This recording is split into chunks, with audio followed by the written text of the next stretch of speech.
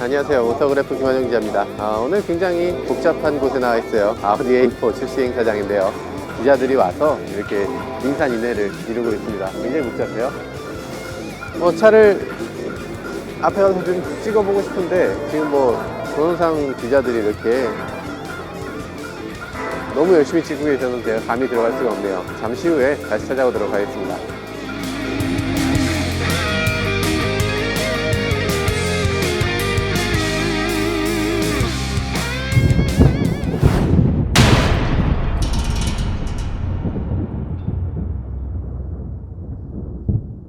디자인 특성이 굉장히 독특하죠.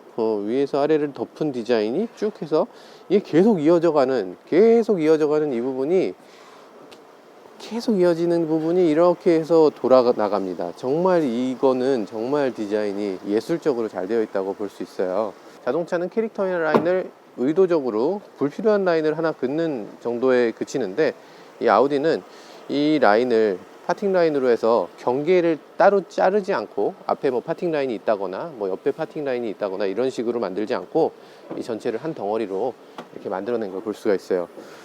가스리프팅으로 이렇게 움직여지는데, 이 움직이는 구조가 굉장히 독특하죠. 공중에서 한 바퀴 이렇게 꺾이는 것 같은 그런 느낌을 만들어내고 있어요. CT도 이렇게 했는데 어쨌든 이런 식으로 구성이 바뀌었습니다. 굉장히 예쁘게 잘 되어 있기도 하고, 여기 잘 보면 가스리프트를 갖고서 이 추돌을 했을 때 이 보닛을 위로 띄워줘서 이 보행자가 보닛에 부딪혀서 엔진이라든지 이런 무거운 부품에 직접 부딪히는 것을 막아주는 그런 기능도 제공하고 있습니다. 살짝 빼보죠. 지금 이 차이는 45TDI만 지금 국내에 들어왔고요. 45TDI는 지금 직렬 4기통 엔진을 장착을 하고 있는데요.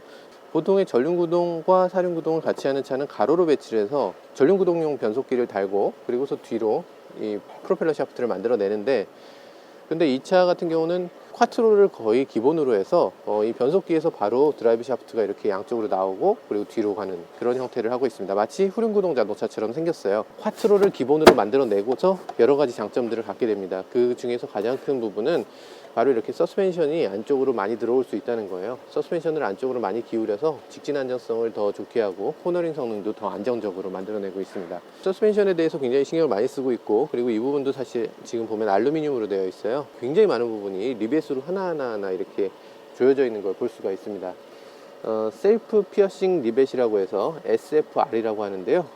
이 SFR이라는 것이 아우디가 세계에서 가장 앞서 있는 그런 회사입니다. 이 안에는 수천 개의 SFR이 장착이 되어 있어요. 네, ECU도 최근 들어서는 이렇게 노출형으로 만들어져 있는데요. 옛날 같으면 ECU가 도난 방지를 위해서 저 안쪽으로 숨어 있었지만 정비 용이성과 그리고 방열을 위해서 더 밖으로 빼내는 걸 볼 수가 있네요. 튀지 않으면서 화려하게 만들어졌다. 이게 굉장히 쉽지 않은 일이에요. 깜빡이 같은 경우도 지금 이런 식으로 쭉 켜지게 되어 있는 이런 것도 되게 재밌고요. 아우디 A4의 디자인이라든지 이런 것들은 보면 볼수록 더 좋아 보이는 그런 부분이 있습니다. 트렁크를 열면 당연히 여기 이 밑에 배터리가 있고요. 이 위에 타이어, 스페어 타이어가 또 제공이 되고 있네요. 세워져 있다고 해서 무슨 짐을 넣거나 이렇게 하기에는 조금 어려움이 있고요. 제가 봤을 때는 이게 길다란 짐, 예를 들어서 골프채를 집어넣기 위해서 이렇게 길다랗게 공간을 만들어 놓은 것 같네요. 이게 가격대가 4,900만 원대에서 5,000 몇백만 원이나 되는데 전동식을 안 넣어준 건 조금 아쉽네요. 네, 이 차의 타이어는 피렐리 신투라토 P7이고요. 245 40R18이 장착되어 있는데요. 굉장히 이게 강력할 것 같은 그런 느낌이 드는데 실제로 타보면 굉장히 부드럽다고 합니다. 이 휠도 디자인이 이게 옛날에 페라리 디자인 불가사리 같이 생긴 그런 휠인데 굉장히 예쁘긴 합니다. 어댑티브 크루즈 컨트롤이 지금 신형 A4의 굉장히 중요한 기능이고, 트래픽 잼 어시스트도 A4에서 굉장히 중요한 부분인데 그 부분이 빠졌어요. 옵션 가격이 너무 비싸다고 하더라고요. 한 500만 원 이상 되기 때문에 그게 빠졌다고 하는데, 지금 당장은 만날 수가 없지만 언젠간 만날 수 있게 되기를 정말 기대하게 됩니다. 연비가 11.6이라고 이렇게 나와 있어요. 사실은 11.6이긴 한데 신연비로 하면 이거보다 조금 더 떨어질 가능성이 있어요. 왜냐하면 지금 이거 구연비거든요. 작년 10월 달에 연비를 측정을 했습니다. 작년에 나올 차가 아니었는데 작년 10월 달에 미리 연비를 측정해서 그걸 가지고서 어떻게 이렇게 오래 끌어서 올해 5월 달에 이렇게 출시를 하게 됐네요. 연비 규정이 11월 20일에 딱 바뀌는데 그 바로 전에 이제 연비 등록을 했다. 이게 이 차에서 연비를 좀 높이 받을 수 있는 그런 요건이었다고 합니다. 그래서 몇 개월이야? 6개월 넘어 네. 7, 8개월. 이거면은 너무 전에 받은 거 아니냐. 이게 한 적어도 1km 정도? 플러스 마이너스 1km 정도가 돼요. 그래서 제가 말씀 중에 죄송하지만 제가 장담하는데요. 공인 연비보다 한참 더 잘 나와요. 아, 그래요? 제가 말씀드렸듯이 네네. 공인 연비에 나오지 않는 부분들입니다. 연비 측정을 다이노 기기 위해서 묶어놓고 하는데 거기에 에어로다이나믹한 디자인 안 나옵니다. 경량화 안 나옵니다. 그래서 게다가 제가 타보니까 말씀드렸듯이 시속 100km에서 고속도로를 가는데 7던에 있는데 RPM이 1300. 이건 디젤이에요 거의. 자신 있게 말씀드리고 싶은 거는 아우디는 서비스 센터에 와서 연비 불만 고객 없습니다. 그래요. 그러면 연비 측정을 작년 11월에 그렇게 서둘러서 할 필요는 없었지 않아요? 그게 10월이면 쪽에 출시가 작년에 나올 것도 아니었는데. 뭐 법적인 문제는 없다고 하는데 도덕적으로는 조금 문제 있지 않나 이런 생각도 드네요. 이 차는 S라인이네요. S라인이라서 이렇게 약간 디자인이 약간씩 다르고 지금 인테리어에서도 조금씩 더 고급감이 느껴집니다. 풋레스트라든지 페달이라든지 이런 거의 위치가 너무 좋고 이 핸들 조향 감각도 너무 좋고 왠지 R8을 타는 것 같은 느낌도 좀 있고 뭐 이런 것들 좋네요. D컷 핸들로 되어 있어서 이런 것들 좋습니다. 이게 수납 공간이 또 있어요. 수납 공간이 이렇게 있어서 비밀의 수납 공간이에요. 이만한 책이 여기 들어간다는 거죠. 저 끝이 닿기 굉장히 힘들 정도로 여기 굉장히 묘한 수납 공간이 있는데 꽤 큰 수납을 가능하다. 이런 책 같은 게 들어간다라는 거 말씀드리고 싶네요. 사이드 서포트도 굉장히 많이 튀어나와 있어서 이게 몸을 좀 확 잡아주는 그런 느낌이 좀 들고요. 그런데 이 사이드 서포트가 몸을 너무 꽉 잡아주는 그런 스타일은 아니고 이게 좀 어느 정도 체격이 있는 사람들을 잡아주는 그런 서포트인 것 같아요. 이 레버라운드라고 해서 이 사방이 이렇게 삥 둘러쳐져 있는 그런 느낌이라는 거예요. 이게 이런 식으로 그릴이 쭉 이어져 있죠. 버추얼 콕핏이라고 하는데 이 계기판이 아무것도 그려져 있지가 않아요. 쑥, 쭉 이렇게 되는 거죠. 이렇게 됩니다.